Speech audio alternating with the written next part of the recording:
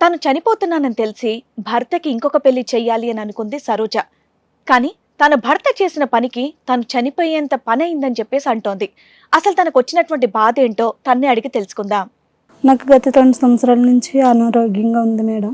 2 సంవత్సరాల నుంచి మీకు ఒంట్లో బాలేదా? బాగుంటలేదు అంటే మేడం. ఎలా? కొంచెం నీరసంగా ఉందని బడికి టాబ్లెట్లు వేసుకుని నీరసంగానే ఉందా లేదంటే వేరే సిమ్టమ్స్ లాంటివి ఏమన్నా? బాగా నీరసంగా ఉండటంతో ఈయన తీసుకెళ్లారు మేడం హాస్పిటల్కి. తీసుకెళ్తే క్యాన్సర్ అని చెప్పారు మేడం.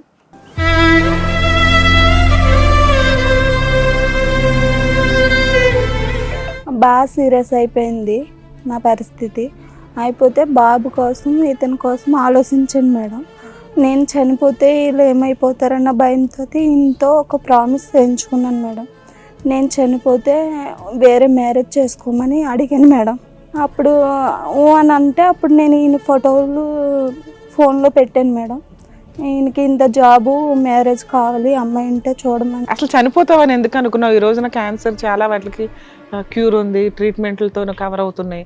మీకు డాక్టర్స్ ఏమైనా కన్ఫర్మ్ చేశారా కీమో వాడాలి ఇవన్నీ అని? బాగా అది గర్భసంచికి కాయలు కట్టేసి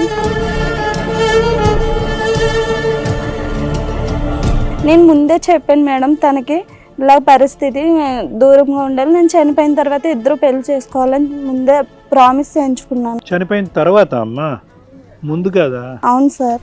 అప్పుడు నేను అనారోగ్యంతో ఉంటుండగానే తిను అదే కలిసి ఉండడం నేను చూశాను మేడం.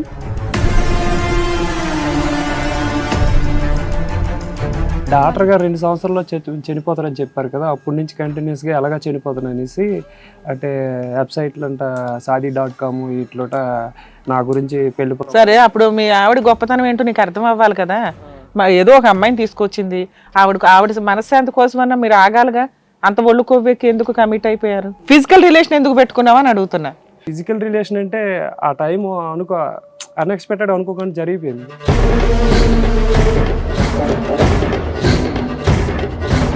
ఇంట్లో ఆల్రెడీ జబ్బు వచ్చిన మనిషి పాప ఎప్పుడు చనిపోద్దా అనే బాధలో ఉంటే మీరు చేసే కార్యక్రమాలు ఏమన్నా మంచివా? పక్కన వాళ్ళని ఇంకా బాధ పెట్టడం కాదా? బుద్ధుండి ప్రవర్తిస్తున్నారు అసలు. మళ్ళీ నాకు ఇంకా బాగా సీరియస్ అయిపోయింది 3 months తర్వాత. అయిపోయిన తర్వాత మళ్ళీ నేను అలాగా తనతో నేను డీప్గా ఉండను, నిన్నే బాగా చూసుకుంటాను అక్క, బాబుని చూసుకుంటా మళ్ళీ నమ్మావా? అలాగని చెప్పి నాకు నీ ఒప్పించి మళ్ళీ వచ్చింది మేడం. వచ్చి మళ్ళీ అదే విధంగా ఇద్దరు కలిసి ఉండేవారు మేడం. సరే, నువ్వు ఆల్రెడీ అన్ని ఫిక్స్ అయ్యావు. సరే పోనీ వాళ్ళిద్దరు ఈ లోపు మీ పిల్లోడితో ఎట్లా రేపనో భర్తతో కూడా రేపో అనుకుని ఊరుకోవాలి. క్యాన్సర్ రిపోర్ట్లు వచ్చాయి మేడం, కొంచెం లైవ్ అవుతుంది అని చెప్పారు. నువ్వు తలుపులు తీసే వాళ్ళు దూరిపోయారు ఇద్దరుని. అప్పుడు లైవ్ అవుతుందని చెప్పబడికి ఇప్పుడు నువ్వు అడ్డైపోయావా వీళ్ళిద్దరికి? అవును మేడం, నన్ను చంపాలని చూస్తున్నారు.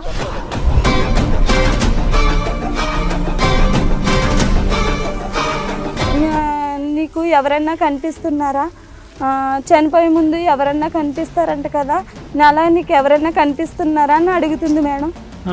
అంటే చనిపోయే ముందు ఎవరైనా కనిపిస్తారంట మేడం, అలాగ అడుగుతుంది.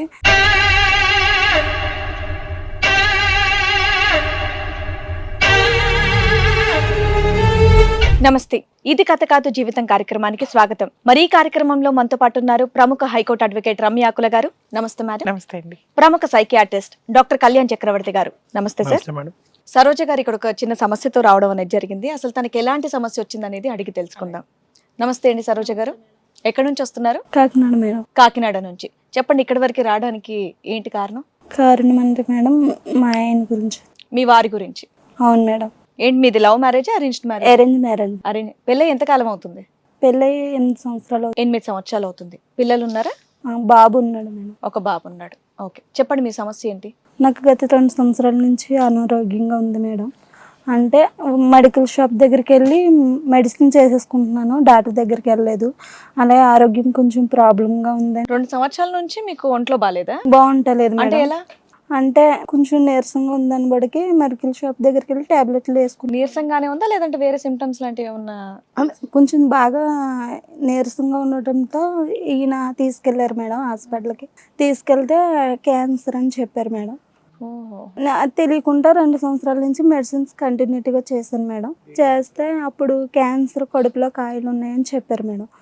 బాగా సీరియస్ అయిపోయింది నా పరిస్థితి.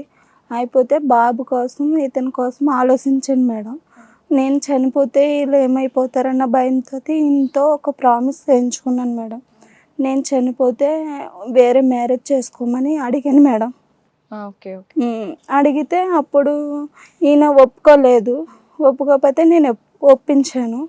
ఒప్పించిన తర్వాత బాబు కోసమన్నా చేసుకోమని బతిమలాడాను మేడం. అప్పుడు అని అంటే అప్పుడు నేను ఈయన ఫోటోలు ఫోన్లో పెట్టాను మేడం. ఈయనకి ఇంత జాబు మ్యారేజ్ కావాలి, అమ్మాయి ఉంటే చూడమని అదే మ్యారేజ్ బ్యూరో వాటిలో పెట్టారు. పెట్టాం మేడం. పెడితే నాకు అంతగా ఎవరు సెట్ కాలేదు. అయితే తెలిసిన అమ్మాయి అని చెప్తే తెలిసిన అమ్మాయి అని మాట్లాడాను మేడం. ఎవరికి తెలిసిన అమ్మాయి అమ్మా? ఆమె తెలిసిన ఎవరికి? మీ ఇద్దరికి తెలుసా? మా చుట్టాల తరపుని తెలిసింది మేడం. తెలుసారు. మీ ఆయనకి ఆల్రెడీ సంబంధాలు చూస్తున్నామని తెలిసి చుట్టాలు మీకు ఇన్ఫార్మ్ చేశారు, పలానా సంబంధం ఉంది, మన దూరపు చుట్టం అని. అవును మేడం.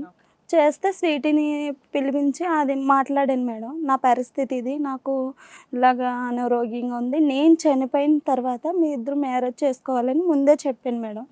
అసలు చనిపోతావని ఎందుకు అనుకున్నావు? ఈ రోజున క్యాన్సర్ చాలా వాటికి క్యూర్ ఉంది, ట్రీట్మెంట్లతో కవర్ అవుతున్నాయి. మీకు డాక్టర్స్ ఏమైనా కన్ఫర్మ్ చేశారా కీమో వాడాలి ఇవన్నీ అని? బాగా అది గర్భసంచికి కాయలు కట్టేసి కాదు నాన్న, మీ లైఫ్ స్పాన్ ఎంత అని చెప్పారు? చనిపోతారని చెప్పారు. బాగా 6 months 1 year ఇటు ఏదో చెప్పుంటారు. అలాగే మేడం. చెప్తే ఇంకా ఈయనకి మ్యారేజ్ చేయాలని ఫిక్స్ అయ్యాను బాబు కోసము. సరే, నువ్వు చేయకపోయినా నువ్వు నీ తర్వాత ఆయన చేసుకుంటాడుగా, నువ్వు అంత త్యాగం చేయాలని ఎందుకు అనుకున్నావు? వచ్చిన అమ్మాయి పిల్లని బాగా చూసుకుంటుందో లేదో అంటే ఈయన ఎవరో చేసుకుంటే బాగా చూస్తారో లేదో, మనకే తెలిసిన అమ్మాయిని చేస్తే బాగా చూస్తుందన్న నమ్మకంతో అడిగాను మేడం. అలాగా అడిగితే ఓకే అన్నీ చెప్పిన తర్వాత సరే అని, నా అనారోగ్యం బాగోపోతే నేను మంచం మీద ఉన్నప్పుడు తను వచ్చి చూస్తూ ఉండేది. బాబు నది దగ్గర చేర్చుకొని బాగా చూసేది. చూస్తే వీళ్ళిద్దరూ ఒకరోజు ఇద్దరు అసలు అట్లా మీ ఆయన్ని చేసుకోవాల్సిన అవసరం ఆవిడకే ఉంది. అమ్మాయి ఫస్ట్ మ్యారేజా సెకండ్ మ్యారేజా? ఆ అమ్మాయికి మ్యారేజ్ అవ్వలేదని చెప్పారు మేడం. అది తను ఒక అనాథ, బాబాయ్ వాళ్ళ ఇంట్లో ఉంటుంది అలాగని చెప్పారని. బ్యాక్గ్రౌండ్ ఏమీ లేదు కాబట్టి మీ ఆయన్ని బాగా చూసుకుంటది.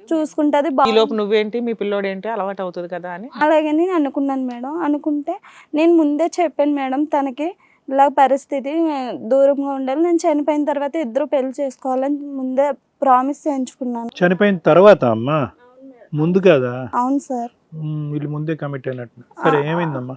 అప్పుడు నేను అనారోగ్యంతో ఉంటుండగానే తిను అదే కలిసి ఉండడం నేను చూసాను మేడం. చూస్తే అప్పుడు నేను చనిపోయిన తర్వాత కదా మీ ఇద్దరు ఇది పిలిచింది, నేను బ్రతికే ఉన్నాను కదా, అలాగని వాళ్ళిద్దరిని వెళ్ళిపోమని చెప్పాను మేడం. ఆ కండిషన్ సరిగ్గా వినలేదేమోనమ్మా, ఇప్పటి నుంచే స్టార్ట్ చేయమన్నామేమో అనుకున్నారేమో. క్లియర్ అతి మంచితనం వల్ల ఇదే సార్. నేను చనిపోయిన తర్వాత మీరు ఇద్దరు పెళ్లి చేసుకోవాలని ప్రామిస్ కూడా. ఇప్పుడు నీకు అర్థమైందా? నువ్వు చనిపోయినాక ఎట్లాగో ఆయన చేసే పని అదే. ముందే నువ్వు ఉద్ధరించడం అంటే ఇదే, నీ గొయ్యి నువ్వు దవ్వుకోవడం. ఈ మాత్రం దానికి ఎందుకు బతిమాలేదు? ఎందుకు బతిమలాడేది ఏంటి? గోంగూర సంబంధాలు అయితే కదేంటి, గారి రోడ్డు మీద పడి ఆయనే చేసుకునేవాడు. బాబు కోసం హిట్ టీవీ యాప్, ఇందులో short news, live news, entertainment shows, movies, digital magazines తో పాటు మీ జిల్లా వార్తలను కూడా ఫ్రీగా చూడొచ్చు.